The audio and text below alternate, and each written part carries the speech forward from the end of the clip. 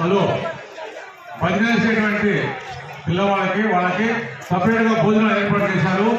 మీరు అన్నదానం పోవాల్సిన పని లేదు. ఇటు రూములు తిరిగి వస్తే భోజనాలు ఏర్పాటు చేశారు.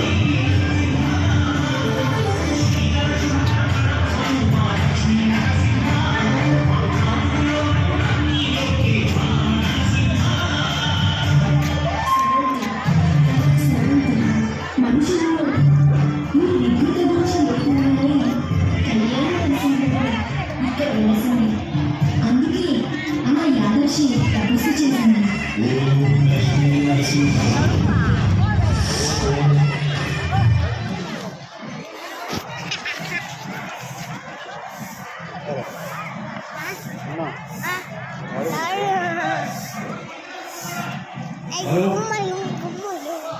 భక్తులకి భజన చేయటువంటి వాళ్ళకి రూముల్లో అన్నదానం ఏర్పాటు చేశారు.